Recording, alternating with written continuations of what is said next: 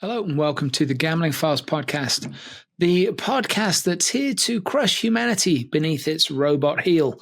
I'm one of your hosts, the T800 that is John Bruford, joined by your other host, the T1000 of Fintan Costello. Fintan, hello. I see myself more as a Conan the Barbarian type figure. You rather obviously than the haven't T1000. seen Conan the Barbarian, have you? No, I have, because there's that one scene which I absolutely. There's a few scenes from a few different movies that I absolutely love, and Conan the Barbarian has got that scene. You're talking about the lamentations of their women, Fintan. What is best in life? To crush your enemies, see them driven before you, and hear the lamentation of their women. And that's just a good reminder for life, I think. That and always be closing. You know, that ABC scene from Glengarry, Glen Ross, perfect scene. Those two. Interesting. Just get the blood pumping, so to do. I don't know, can't explain it. It's a delve into my psyche. I love both those movies. Of course, Conan the Barbarian, if I remember correctly, was co-written by Oliver Stone, who obviously went on to famously butcher many stories in his career. But he was a terrific writer. In fact, it was him and John Milius, I think. But I do think Conan's, in terms of tone, in terms of feel, I think Conan the Barbarian is an absolutely extraordinary movie. It's a stunning looking film. And it's a real shame that I'm it's at the end of, I can't remember if it's at the end of The Barbarian or Conan the Destroyer. I think it's at the end of Conan the Barbarian. You get a little thing where Conan will return in Conan the King and you see Arnold as an old man on a throne. I'd love to have seen that movie. But Glengarry Glen Ross, what a movie that is. Great movie. Interestingly, it's obviously, I don't know, you might know this, it's adapted from a stage play. Yeah.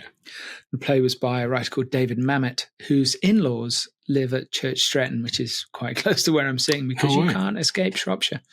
You can't escape. And the part that you're talking about was not in the play. That was written I believe it was written for Alec Baldwin for the movie.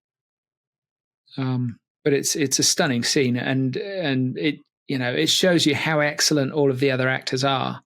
The way that everybody sort of bounces and works in that scene. The talent in that room is something else. But the exchange between him and Ed Harris, who the fuck does this guy think he is? See this watch? I'll tell you the fuck I am. Yeah. It's a good one. It's a beauty, and I love movies where there is a feel of a stage play about it. I watched one the other day, and certainly not suggesting anybody watch this, called Brooklyn 45. It's a tiny little production. I think it was co-produced by Shudder, the streaming horror channel. And the entire movie, pretty much apart from a little bit on the doorstep, the entire movie is one room. And it works so well. I was watching it and just thinking, God, what a play this would make. If you could just blow somebody's brains out effectively on stage, this would be awesome. But anyway, I digress. So how's it going? You all right? Yeah, good. Usual. Everything's kind of, summer holidays. Summer's over. Back into it now. Everybody's back at their desks. Everything's picking up again. Things are looking busy. Nice. Yeah, it's good. It's good. Same here, really. Kids are back at school. That's nice. Back to a full working week. My body doesn't know what's hit it. Full working week. Fuck off. If only you knew, Fintan. If only I knew. If only I could. Fuck it, yeah. It's up here, Fintan. It never stops. Never sleeps. Fair enough. Apart from when I'm asleep. Apart from when you're asleep. And I did sleep really well last night. Oh man, did I sleep well last night?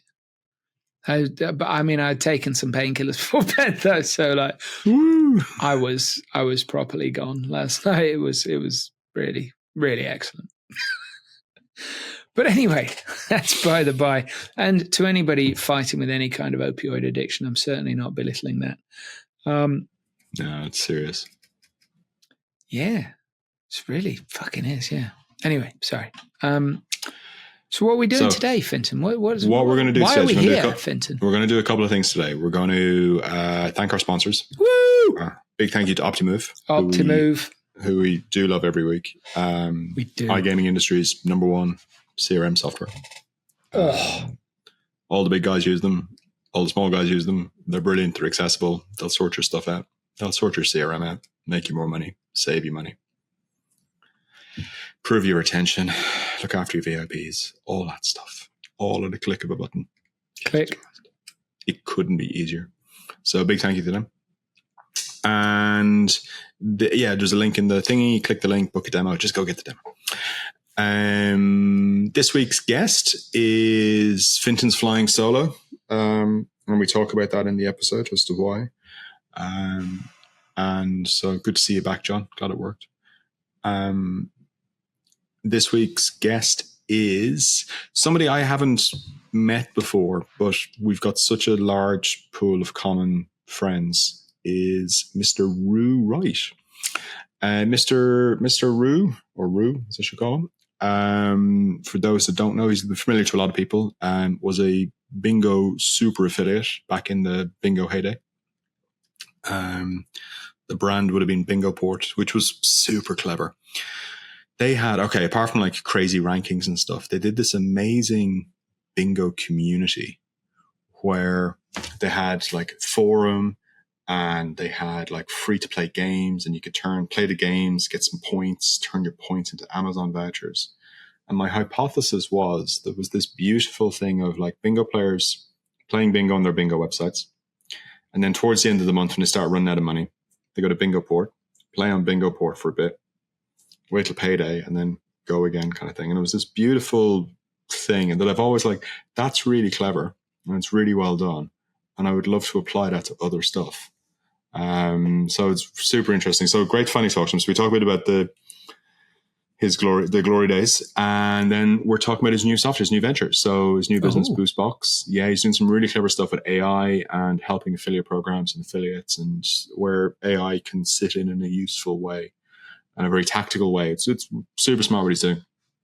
Definitely needed, and I'd be very confident that this will be like pretty standard across most affiliate programs in like less than a year. So I think that's super interesting. So but we get into all the details and we get pretty nerdy about it and stuff, which is really fun. So yeah, Roo's our guest this week. When you say it's really fun, you mean it's fun for you? Yeah, I love that. I love that kind of stuff. I love nerdy technical stuff applied to, how can we improve the marketing or make things run more efficiently. Do you use the term disruptor at any point? We do not use the term disruptor. It's a shame. I'd have listened if you'd used that. And I think because we're both hands-on entrepreneurs rather than Fintan, like PowerPoint jockeys. I've sort of got press release bingo in the back of my mind. And in press release bingo, disruptor is one of the key terms. That's like the bonus ball in the lottery kind of thing. Well, but the thing about it is, right, if you've got, it's one of those things, if you have to say that, it's probably not. Right? So if you think about it, right, so like Uber was a disruptor, right? But they positioned it as everybody's private chauffeur in the early days. Mm-hmm. Right? So they didn't, it's just like, but if it's actually going to disrupt the core product itself, so basically show, don't tell, and it'll figure it out for you. That's kind of how it looks. It's a bit like, when you lean too heavy, particularly depending on the product, but if you lean too heavily on like safety and trust, they're kind of table stakes. This is a big issue for the gambling industry. It's like they should be table stakes. Like, of course it should be safe. Of course I should trust you. But the fact that you're mentioning it means I probably shouldn't, or these kind of things. There's this car dealership in Ludlow. I've got a really crude example that got used by a branding agency with me once. Bring it. And the lady, the branding issues, because we were talking about like safe and trust and how we position. She said, should I even say it? She goes, okay, imagine you're on a date and the person across the table from you says, I'm not going to rape you. Right? What happens then?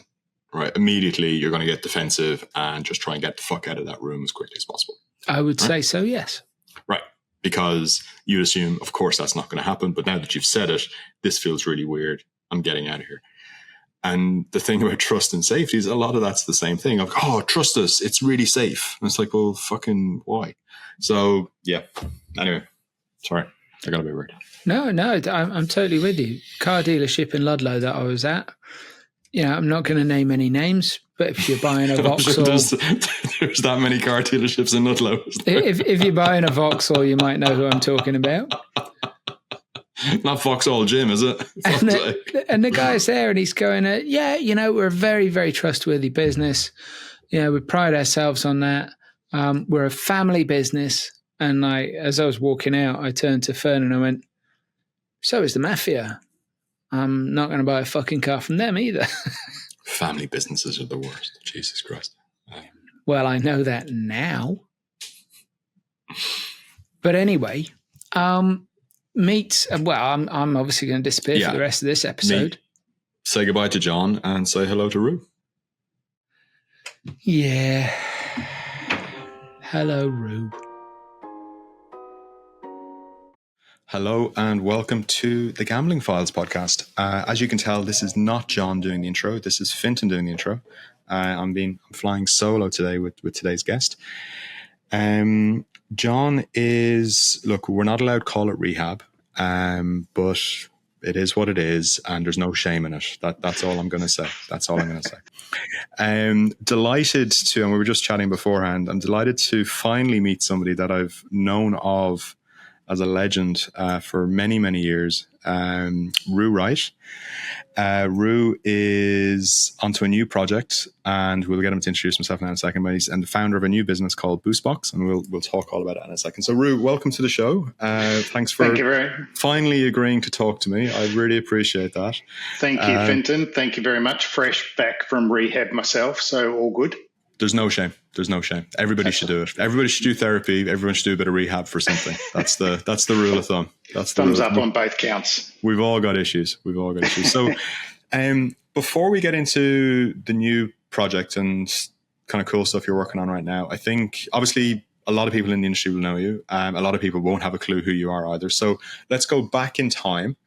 And let's talk about what you used to do in the early days of like, how did you get into the gambling industry? What were you doing? Let's talk a little bit about that first. Yeah, for sure. So my technical background was back in 2001. I decided to become a network engineer, the most boring job you could ever do online, basically. And I lasted about 3 months as an engineer, basically telling people to do a restart on their computer or their printer or pull the cable out and put it back in again. And anyway, I got involved in a startup back at the time. This was pre.com bust. And so I started making a content management system, evolved that, built the business up, sold it, had a bit of a breakdown. Actually, I was working like 16 hours a day, 7 days a week. And as you do, you can't do that for too long. So I had a bit of a break, and then I saw a job advertised for an affiliate manager, and I thought, what's an affiliate manager? I had no idea what affiliate marketing was. So this is probably like 2003, 2004. And I thought, this looks interesting. So I went and had an interview with a guy called Scott Logan, who turned out to be my business partner later. But went and had an interview. He said, if I give you the job as an affiliate manager, can you fly to Amsterdam in 3 days' time for a conference? And I went, yeah, sure. And anyway, so really exciting. I thought, okay, new to all this. I didn't even know that you could gamble online at the time or what affiliate management was. So anyway, jump on a plane, fly to Amsterdam from Brisbane, 24 hours or whatever it is. And I was thinking on the way, I'm thinking, am I going to wake up in a bath full of ice with my kidneys cut out in Amsterdam? Here's this boy grown up on a farm from the country thinking, what the hell have I got myself into? So anyway, rock into Amsterdam. There's back in the day, there was a lot of glam and girls walking around with not much on. And it was very interesting. People walking around with snakes around their neck. I'm like, what is this? But anyway, I got the introduction into what affiliate marketing was, how it worked, jumped in the deep end, sat on the stand, started talking to affiliates. So that was early days. From there, I progressed on, worked for that brand for about 12 months and then got headhunted by Noel from Jackpot Joy. So I'd met Noel at a conference in Miami, and he must have taken a bit of a shine to me and been impressed with some of the things I was doing with some of the affiliates I was working with. Anyway, promptly he got me to jump on a plane, actually Scott and I, to jump on a plane to fly to London. So we did that. We flew to London. We flew 24 hours, spent 24 hours in London, did the deal with Noel, which was great for us. And then he put us back and we were back in Brisbane another 24 hours later. So that was another great adventure, and, worked for Jackpot Joy for a while. And but on the side, I'd sort of been working on a few side projects of my own as an affiliate because I was getting to obviously get pretty familiar with what was going on. I had a bit of a background in SEO anyway, so I thought, well, let's combine that information with the affiliate marketing side of things. So I started doing my own sites. And anyway, I was starting to generate a little bit of traffic, and I sat down with Scott one day and I said, are you working on anything on the side? And he goes, yeah, I'm working on this other stuff. And anyway, I showed him, he showed me, and we were both kind of working on the same thing. Anyway, he looked at some of the stuff I was working on. He said, you know what you found here? And I went, oh, I think I've got something. He was like, yeah, I think you found something a little bit of an in with SEO. And so anyway, we worked on that and we evolved it. And pretty much within a few months, we were making more money out of affiliate marketing by promoting online bingo than we were out of our current salary. So we both quit our jobs and we just kept building that business, and we built up to a size of about 1,200 websites. Wow. We were targeting a lot of long tail terms. I was writing 60 articles a day. It wasn't very good content, but I was writing 60 articles a day that we were throwing into this content management system that we'd built. And Sure. we had a link building network and all sorts of things going on. And it was probably a little bit grey. Some of it might have been a little bit black, but, at the time it was what worked as an affiliate, and we generated good money. But in the meantime, we were also working on more legitimate brands and building up communities. So we started Bingo Port, and it became the largest probably online community of bingo players in the UK. And subsequently, we were the largest online bingo affiliate in the UK. Which bingo might disagree with that, but let's be honest about it. And so we were. When I remember Bingo Port, you absolutely were. For sure. Yes. So, Which Bingo used to do a lot of tenancy deals, and, we found it a lot better to do affiliate marketing. So, but anyway, we grew that business out, and we ended up moving the business to the Isle of Man. We got licenses. We started running our own brands of bingo sites. So we had Live Bingo and Diva Bingo, a few slot sites. And so we'd not only send players off to other brands, but we'd basically send them to ourselves and recycle those lapsed players and that kind of thing. And then got bought out by Gaming Realms. I think that was about 8 years ago. I forget. I'm getting old. I'm getting grey. And anyway, so bought out by Gaming Realms. And then since then, been working in affiliate compliance. So had an affiliate compliance business called Mitigator. Effectively, our software and our team would scan affiliate sites and make sure that the content was all compliant and up to speed with the guidelines that were in the place with different jurisdictions. And I recently exited that business to Rightlander. Which was good, both good for Ian. Obviously, Seraphina's taken over there now, which is a real credit to Ian's ability to be able to pull in someone of Seraphina's knowledge, and obviously her networking scope is phenomenal. So, I'm really happy that it's gone to them. For me, the timing was right because I was ready to work on other projects, and obviously they had a very strong foothold in the industry, and me being located in Australia made that difficult for me to sort of manage. I'm not so partial to going to conferences and spending all night out partying to drum up business anymore. So, but anyway, I mean, it was fun while it lasted, but that era is done. So I'll leave that to the young people. But yeah, so that sort of led me to where I am today. That's fantastic. So, well, what I love is you've worked for operators, you've been an operator, you've been an affiliate, and you've been in the B2B sales or the B2B software space as well. So effectively, you've done everything in the industry. I don't think there's much left at this point. I don't think so. I don't remember being scantily dressed and walking around a nightclub. So maybe that's something I've left It's something out. to aspire for, but it's I've got to be careful. Go for it, right? That's Yeah, exactly. So, I mean, yeah, look, maybe it's not overly politically correct to say that sort of thing these days, but that was just the way that it was back then. And obviously things have changed for the better and the industry's really cleaned itself up. But back in those days, it was the Wild West. So it was. Everyone's got stories of the Calvin Ayre birthday party in Dublin, I think is one of the highlights of that era. Let's not mention the dwarves.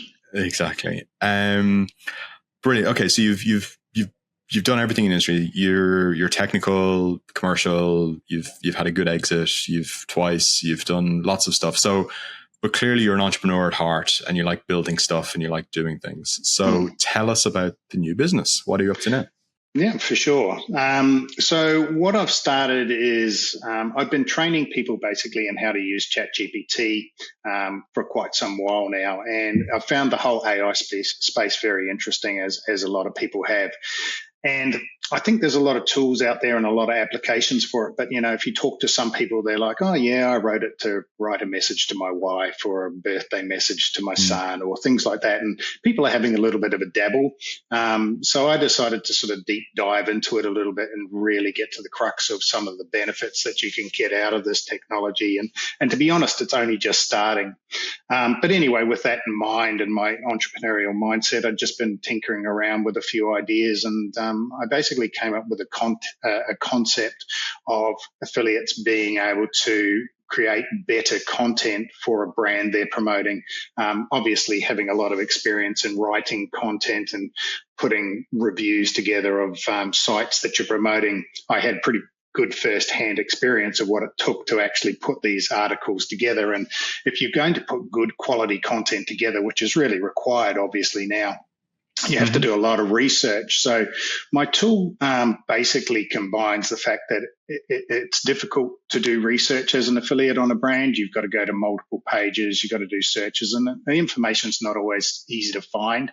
And what are the current bonus terms and conditions? Obviously, is a good use case for the iGaming space. What are the terms and conditions? What's the jurisdictions that are accepted? What are the deposit types? All that kind of information you've got to go digging for. And I thought there's got to be a simpler way that you can collect this information. So that was effectively the birth of Boostbox, was enabling content curation based on information that's on a brand's website.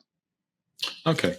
So the classic example. So being an affiliate, you're writing the review about a brand, and you're kind of looking at the brand attributes. So welcome. Okay, so I'm just running through the list. So welcome offer T's and C's.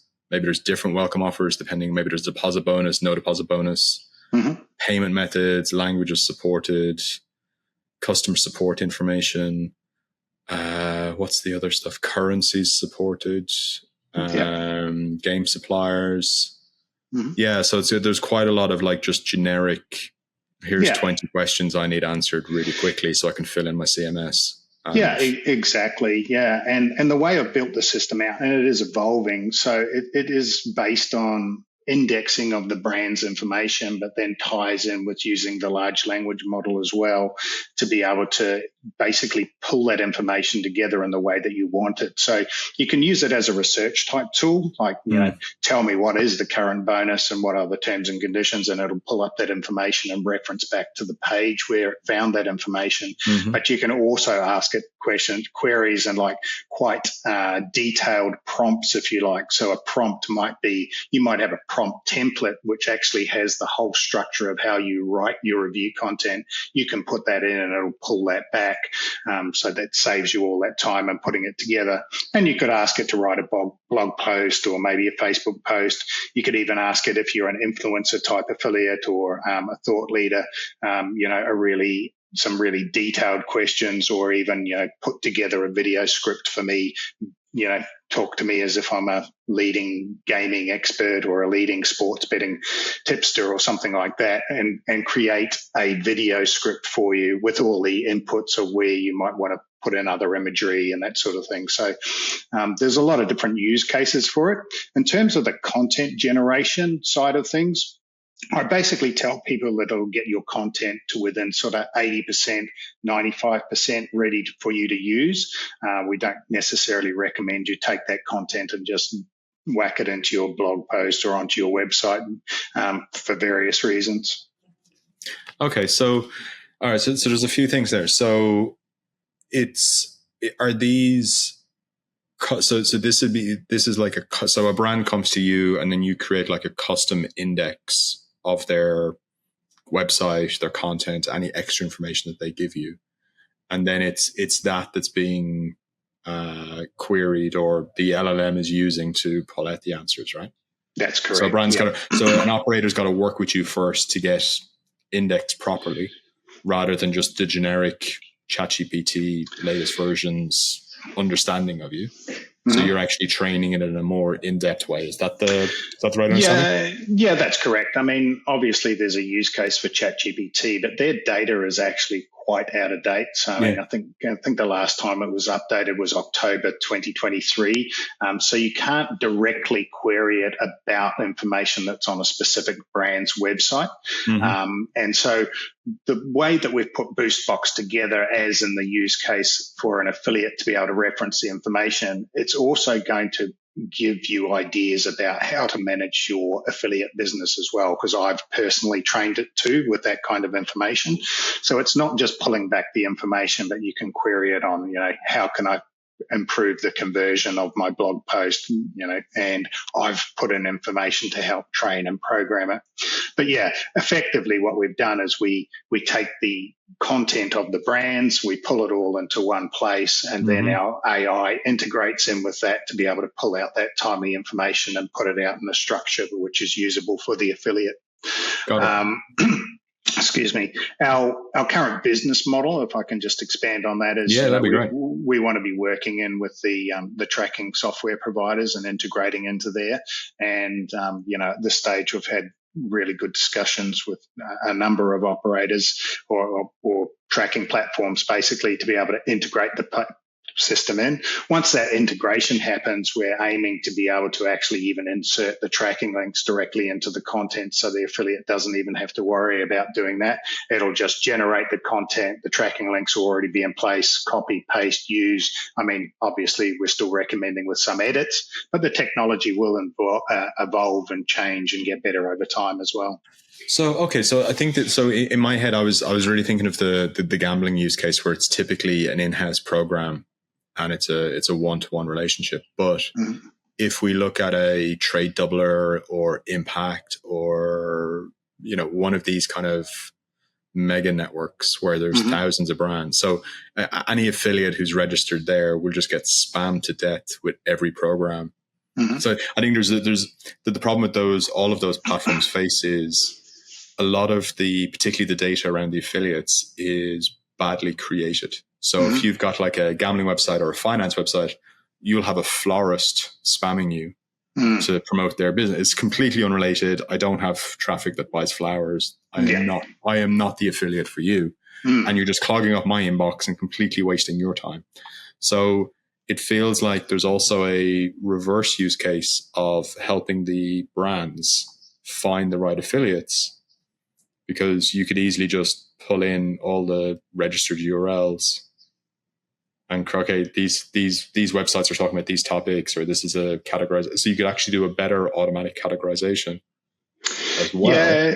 Yeah, potentially. I mean, the way I see it working is, say, in the use case of, say, my affiliates, and to be completely honest, all the conversations I've had so far have been in the iGaming space, because that's Yeah, obviously where I know everyone, and it makes sense for me as a business person, as an entrepreneur, to make use of my networks. But say someone like my affiliates who have certain brands obviously running on there, and I'm trying to think of some off the top of my head because I'm not saying they're endorsing me because it's only early days. We're starting to run some pilot programs, but a sports book, for instance, running on my affiliates would approach us. We'd take them on as a client. We'd then be able to potentially integrate that in with the My Affiliates program. Then when their affiliates come in there, they can basically do a search on, what are the current odds on this particular race or the sporting event, or write me an article about the upcoming game that Fulham's playing, or whatever it is, based on the content that is indexed on the sportsbook site. But we also do a genre thing as well, where we'll pull in other information and other content from other places to be able to fill out that content as well. So that's more of the use case that we've got in place at the moment, although that is growing and expanding basically at every conversation I have. So. Okay. And obviously you're saying like it's 80%. Obviously these LLMs can hallucinate and make up things and these kind of things. And so, and then if we're looking at content, particularly from an SEO perspective, there's a lot of paranoia now since the last 12 months of updates around using AI content and these kind of things. How do you mitigate against that? Yeah, well, I guess there's a couple of things on that. One is we sort of mitigate a lot of the issues with those hallucinations by having the fact that we've indexed all that content. So the LLM's not making it up going, oh, I don't know what that is. I'm just going to throw out something and hope that it sticks. And I don't know if you've played around with any of them that much in terms of, say, like ChatGPT, but you'll find the more data and the longer the thread and the information it's trying to sort out, it gets just confused the more it has. So with our system, having it basically indexed, and then even the indexes chunked down for us to be able to pull out the relevant information on the query, hallucinations are a lot less. I'm not going to say they're not there. Excuse me, but there's certainly a lot less than what you'll find in a normal large language model. So that's one thing. In regards to the recent updates, it's really interesting, and I mean, I have had questions asked to me about that. How do you see this affecting search engine rankings? What about the use of AI generated content on websites? Google still maintains that if the content quality is good, then it's not going to penalize AI generated content. Does it know it's AI generated content? Yes, but you also have the other side of the argument as well. I mean, they have Gemini. So Gemini, they say, hey, use it to generate content. So can you really produce a product like Gemini and say, use it for your content writing needs, but we're going to penalize it on the other side on your website? So there is that argument. They could. Yeah, they definitely could, and they probably will. But that's why I say to people at the moment, fundamentally use it as a research tool. Secondly, use it as the basis for your content, but just don't copy it word for word. And to be honest, I mean, you can tell a lot of pure AI generated content, and that's not to say we're working on systems to be able to make it more natural as well. In fact, one of the things that we're implementing is what we're calling a tonality. So effectively, an affiliate can take some content that they've written themselves on their website or blog or whatever, put it into BoostBox, and BoostBox will mimic the tone and the voice of that affiliate's content so that it appears more natural than it was just produced by some mass large language model anyway. So nice. We're working on other things around that to make it more natural as well. All right, so a couple of questions. So I'm going to roll back to, you talked about the asking questions around how do I produce, because if we kind of look at the model, if we look at the system right now, I kind of see two use cases. One is querying the brand and ideas and content and stuff, but that kind of coaching part of it as well of, hey, I've got this website, I'm generating all these clicks. I click through, my click out rate is shit.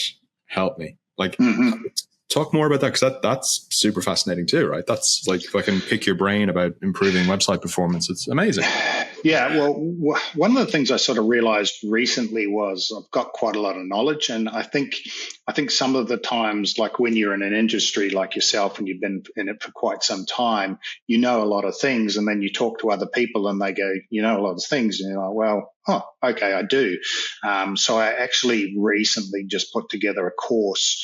When I say a course, basically a training program to help affiliate managers be able to either set up an affiliate program from scratch or at least improve their affiliate program. So I ended up with 20 modules and a lot of content around that. And I thought, oh, this is pretty cool. So I thought the same thing on the affiliate side. So, I managed to dump all this data inside there as well. Now, is it the be all and end all? No, because, everything is still unique. Every affiliate is unique. Their content, their, what they're ranking for and everything else. But it can now help you better convert your traffic, even like what kinds of words to use, align up your traffic with the types of promotions you're doing, like what is going to maximize your conversions.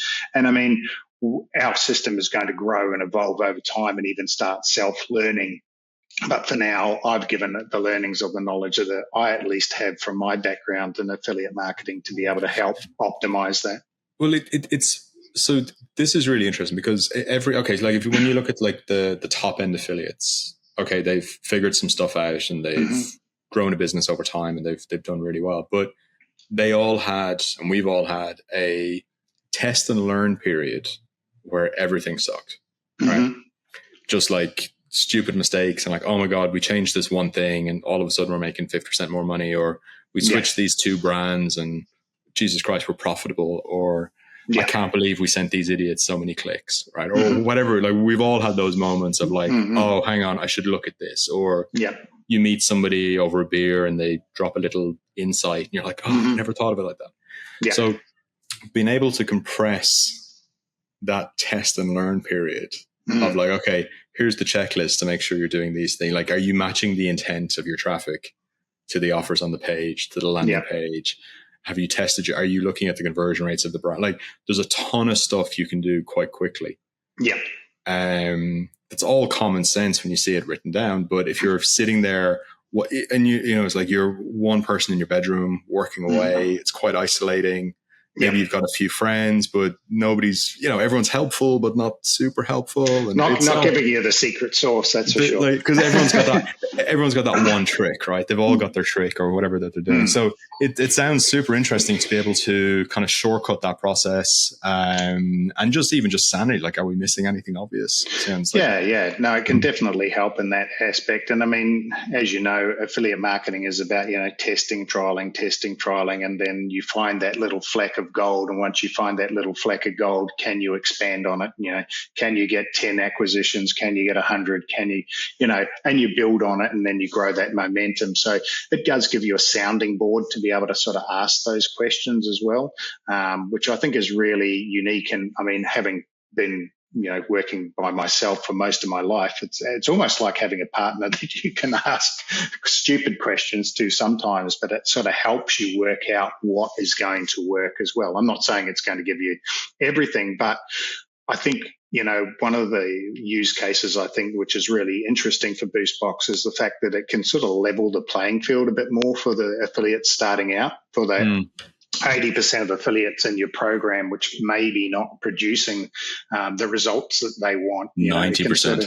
Or 90%, yeah, exactly. So even if it sort of gives you a little bit of a boost to that those long tail affiliates and helps with conversion and content creation. And I suppose because that was always as an affiliate manager, that was always the challenge that I saw for the team was you've got the 10% of affiliates that are generating all the business. And, some of them, have receptionists and are super professional and are just a bit, they'll call you once a quarter and just keep paying them and everything's fine.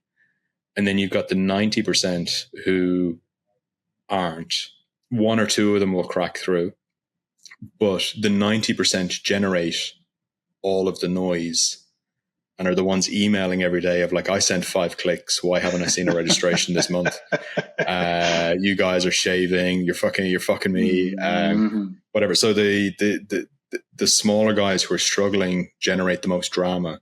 Yeah. And emails and tickets and phone calls and hand holding and stuff like that. So do you see this tool as a way to kind of speed that, like to help them more? Is that the idea? Yeah, definitely. And I mean, as I said, we've sort of been doing a soft launch and we're taking on some pilot customers now. But, one of the things I said to the affiliate managers early on is, this tool can actually answer a lot of questions that affiliates have got as well.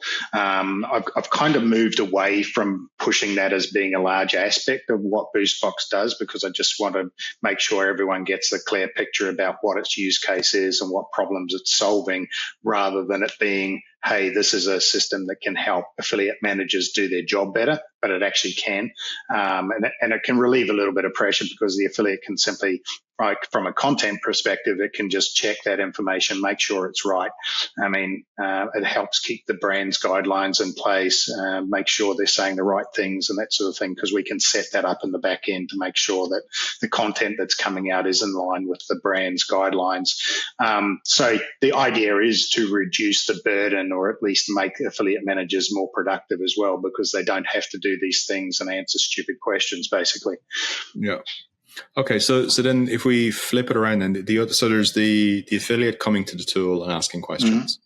The other really common scenario is brand X has changed their welcome offer, mm-hmm. and everybody needs to update it by midnight tonight. Yeah. Does it help in those scenarios, or is it like, can it push out as well? Or it doesn't push out, but it is funny, as I have had that request, and we're sort of building out a halfway measure, to be honest. So when I say it's a halfway measure, it's quite a good I think outcome from basically having asked that same question. What we're going to do is we're going to be able to set up brands so that when the affiliate first goes in and opens up BoostBox, it's going to pull back any information that's changed recently. So if there is a new promotional offer, it'll basically pump out an output to say, here's the latest offer or promotion, or if there's a terms and conditions change, the same thing again. So you're going to get that timely update every time the affiliate goes in there. So we want to be able to use it as a landing place where affiliates can actually go, oh, this is the information I need to change out on my site. So while we're not pushing it, it's going to be at least available. So they're logging in at the end of the month to sort out their commission. Like at the very least, they're logging in at the end of the month to sort out their commission, or something like that, or payments, or grab a tracking link. And then there's here's last time you logged in, these are the 5 things that have changed, or this is what you need to be aware of. Yeah. And if that's happening automatically, that's good, because the affiliate managers do forget.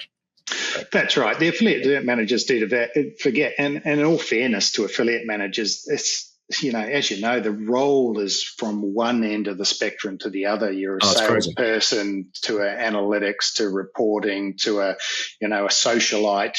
Like, there's nothing that you don't have to do in that role. It's ridiculous. So I had somebody send me their logins of like, here's the login to my website. Can you update it for me, please? That's funny you should say. I remember back in the day at Bingoport, we had built out a CRM, a CMS to be able to do that. We gave affiliate managers a login to be able to update information, when it was out of date. And at the time we were probably big enough to get away with it, but it's pretty cheeky. It is a dream of mine where I wanted to have that login for the affiliate managers. And then they could also submit their bids. So it was also a bidding tool or an auction tool. And it just became like, could we cut down on the number of sales calls for the 80% of brands? Yeah. And just semi-automate it. But we figured it would just be, we'd have to review everything so strictly, because clearly somebody'd get super cheeky, put in some bullshit offer, shoot to the top of the list, take all the clicks, and then it was chaos or something like that. So yeah, exactly. It's a tricky one to manage. Those tricky affiliates, but affiliate managers is the true. So I mean, I think in terms of that, and just coming back to that content and that timely content, I mean, we obviously want to be able to integrate in with the platforms, but from a data protection point of view as well, we don't want to be heavily integrated because obviously then we end up with GDPR and a lot of other compliance issues with dealing with brands procurements and that sort of thing. At the moment, our system stands pretty singular because we're pretty much indexing the brand information. We can re-index that. We can pull it in, give it back to the affiliates in a format where it's timely, because every time, like you say, they go to the end of the month, that information is going to be there for them to pull quite easy. And if they do need to change out something, obviously during the month, well, they've got access to do that as well. So what about security? So the other one then would be paranoia, right? So I'm an affiliate. I'm using the tool. I'm asking it some very sensitive questions about my business. Is that all feeding into the LLM, or how does that get treated, or how does that work? Yeah, you would think so. But yeah, from a technical point of view, it actually doesn't store and keep any of that data. So it's basically transactional. If you put something in, yes, it goes out and it will take that information and pull you back a result, but that is not actually stored in the LLM anywhere. And what actually happens, it completely forgets about it. And then effectively your front end, if you ask another question that's related, it basically has to take all that information and resend it. So nothing's actually stored in the LLM. Got it. Okay. So I don't have to worry that somebody else can put in a prompt of show me your last 10 questions and answers from other users or anything like that. Okay. Yeah, exactly. No, there's no storage. And there's a reason, like, one, it's obviously a security reason, but I mean, you'll find like the likes of OpenAI and ChatGPT are really struggling with the amount of data as it is. And that's, they don't have capacity to be able to keep up with the current demand as it is. So they're not likely to be wanting to store that kind of information either anytime soon. So. Got it. Okay, that makes sense. So, all right. So you mentioned earlier on that you've been teaching people how to use these AI tools, and one of the things I've realized or learned is I'm really bad at prompting. Right. So if you put your teacher hat on, what's the top 3 or top tips for prompting and like getting the most out of these tools? Well, yeah, no, that's good. That's a great question, actually, and it leads me to another thing, back to BoostBox, because let's talk about it. Let's push it. But yeah, we've actually built in a library as well. So basically, if you ask a query or, a prompt, which is really what a prompt is, so you can ask BoostBox a question about a particular brand or whatever's going on at that brand, and it'll suggest more prompts for you to ask. So basically, it's going to teach people how to use prompts as they go along. Most of them we've started off with was fairly rudimentary, but our system actually generates those prompts. So it's like a self-fulfilling prophecy, I guess. But we haven't launched it yet, but we've got a prompt library coming out. So the prompt library will be effectively that you could search for, I want to, create a review template or something like that. And that'll actually give you the prompt for, here's a review template, generate me this prompt. So that's going to save a lot of learning curve for people who aren't familiar with using tools like ChatGPT. But yeah, prompting is really the crux behind using any sort of LLM and including BoostBox, because that's what's going to give you the best results. But yeah, the biggest trick behind writing prompts is to ask the LLM to fix my prompt. Write out a prompt the way that you think it should be, and then just ask it, say, hey, I've written this prompt. Can you make this prompt any clearer for me to give me the best result? And it'll pump out an awesome prompt for you. That's fantastic, because what really hammered home that I've been doing it wrong is I was helping somebody recently with a business plan, and I haven't written a business plan in years. And I just Googled like ChatGPT business plan prompt. And I found this website, and it just had like each section of the business plan was a detailed prompt with a fill in the blanks. And through a series of 10 prompts, you've got a 25-page business plan that reads like every other business plan in the world. And ticks that box for whatever they needed the bank, whatever they needed it for. And you're like, oh, I've been because I think growing up with, my internet age is kind of growing up with Google. And so I've gotten really good at Googling. Yes. But that's a completely different skill set where it's all about using the least words possible to be as efficient as possible. Where with the prompting, it's actually like this tone of voice and I'm trying to achieve this and it's for this audience and you need to be, so it becomes this really elaborate scene setting before you ask your question and then define how you want the output. So there's a really, I think it's like a real kind of mindset shift. If you're used to Google, like just using general search engines, because it's totally different. It is so totally different, isn't it? Because I mean, if you're typing something into Google, unless you're asking a question, it's like 2-3 words and that's it.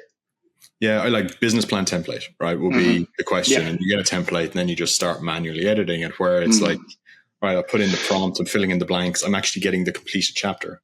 Yeah, exactly. And I mean, that's the thing. Obviously, SEO, and I know SEO. So it was like, people used to say to me, "How are you able to find this stuff on Google?" I'm like, because I know how SEO works. And so now it's the same thing, but we're now transitioning towards the LLMs. So it's that same thing again. What does make the best prompt? But that's my secret, is ask it to help you write the prompt. This is what I need to do. I'm not sure about what kind of tone I want it in or whatever, and it'll actually give you like the perfect prompt to run, and it does a good job of it.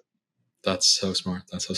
So it's a really good kind of wrap up question as well. If we look to the future, so we've obviously both come through an SEO background. We're definitely in the age of AI and everything that's about, and it does kind of feel like early day search engines right now. Yes. When you look at these tools, where do you see the AI tools going, and how do you what prediction, or how do you feel it's going to impact the more traditional channels with SEO and things like this? Like, what does the future look like, do you think?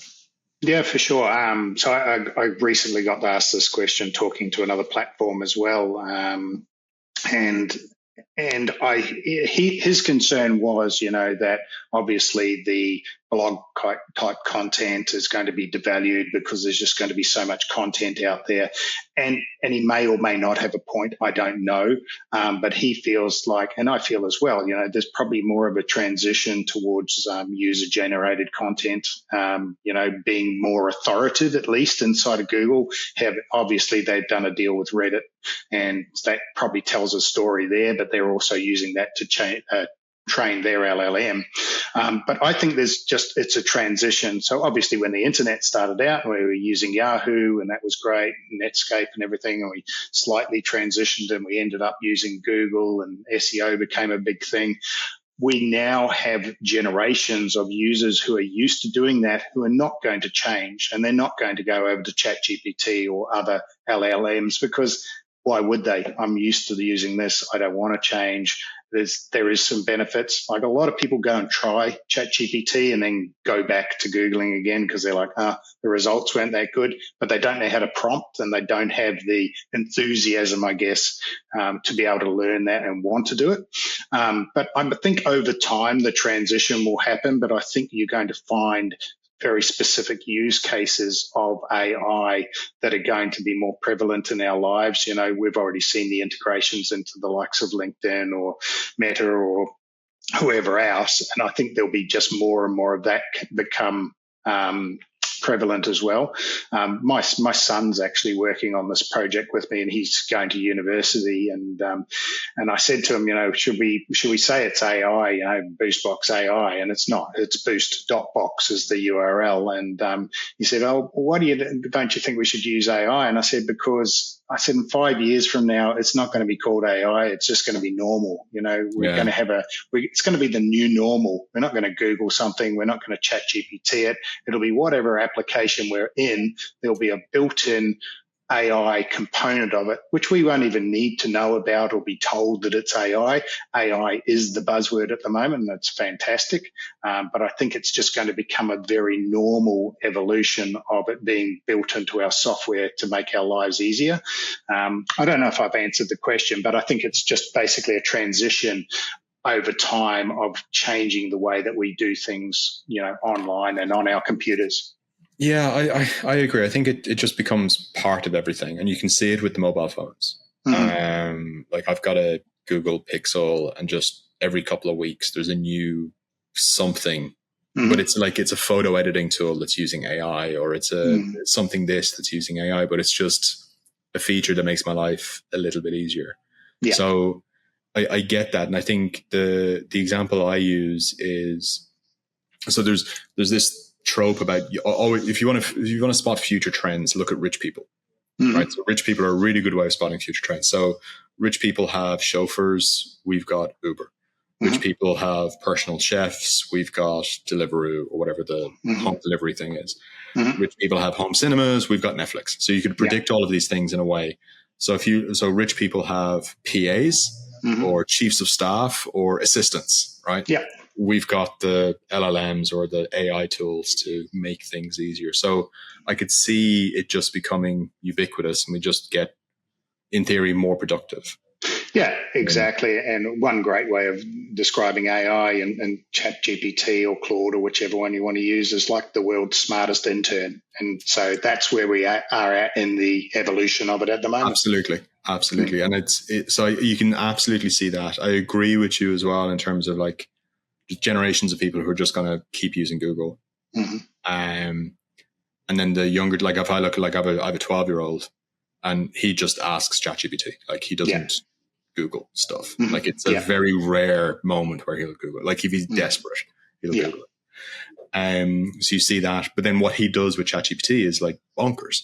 Like, it's crazy what you can do. Like he's making Discord bots, and he's doing this on the side, and he's, so the freedom it gives him to just make what he wants or do what he wants, I think is phenomenal.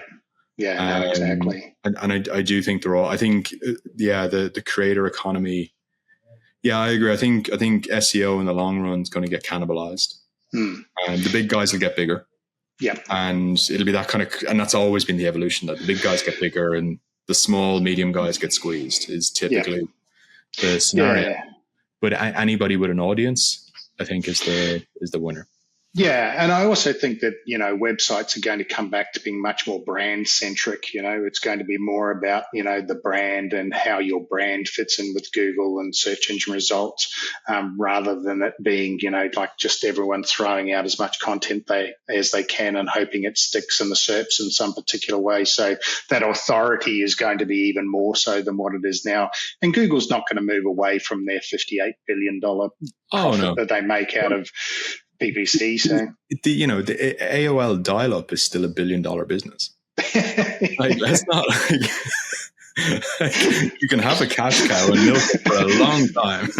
Yeah, exactly. And we don't know what's going to happen in the future in terms of ads being integrated into Gemini or the other platforms out there. I mean, at the moment, there's so much money being spent on these platforms, and they're all losing money, like all the big tech companies when they launch something new. I mean, Instagram, when it got purchased for $1 billion by Mark Zuckerberg, it wasn't making any money either. So, it's the land grab at the moment in terms of that AI. I genuinely hope they stick to the subscription model and don't go to an ad model. I would rather spend 150 euros a month or whatever it is for a tool with no ads. Agreed. And for it to be free. And then like every fifth line is a bingo ad or something. It's just, I think it's in a way that give it away for free and stick ads against it has destroyed the internet in so many ways. It's run its course, hasn't it? Everyone's just so tired of it. But if you think of like, there's like the character AI type tools where it's like the virtual girlfriend or boyfriend or these, like if you're giving it away for free, the cost of running it so high. Yeah. I have to make it so addictive to keep you on it. Yeah. This doesn't end in a good place. This ends in like just mentally destroying people way more than, like, I've seen people radicalized by Facebook. Yeah. An AI tool that can talk back to you with a tone of voice and a sentiment and laugh at my jokes and tell me it loves me and these kind of things. If you're in a bad place, you're going to so I really pray it's a subscription only. Yes. And not ads, because somebody dialing up the aggression in the tool to kind of keep me hooked would be horrible. It'd be absolutely mortifying, wouldn't it? I mean, yeah. And the reality is, at the moment, we don't know where it's going to end up. But, I look at it as it being exciting, like the rebirth of the internet sort of thing. So fingers crossed it's not used for evil, but I'm sure it will be in some way, shape or form. Somebody always will, right? Okay, brilliant. So where can people find you, people who want a demo or want to talk to you about integrating this into the system and all that stuff? Yeah, the best way to find me is on LinkedIn, Roo, R-O-O, Wright with a W, Roo like kangaroo. And LinkedIn's a great place to find me. You'll see me putting out some content as well. But if you want to go to the URL, it's boost, so BOOST.box. I decided to go out there and try something different as far as a domain name extension, because so many affiliates are out there squatting on all the good names. But anyway, we won't say anything about that. And, the guy with 1,200 websites. Well, I had more URLs. I think I had about 5,000 at one stage, but that's a story for a different day. So, but anyway, I had a problem. I'm reformed. I'm down to about 30, I think. So, but yeah, that's the best way to find me. Brilliant. The one that always gets me is you get the renewal notice and you're like, when did I buy that one? How drunk was I at the time? I know. Oh my God. Yeah, crazy. Exactly. Right. We'll set up a Reformed Domainers Anonymous group. Sounds great. Thanks so much. Thanks so much for your time, mate. I really appreciate it. Great to find you. Yeah, likewise. Thanks so much, Fintan.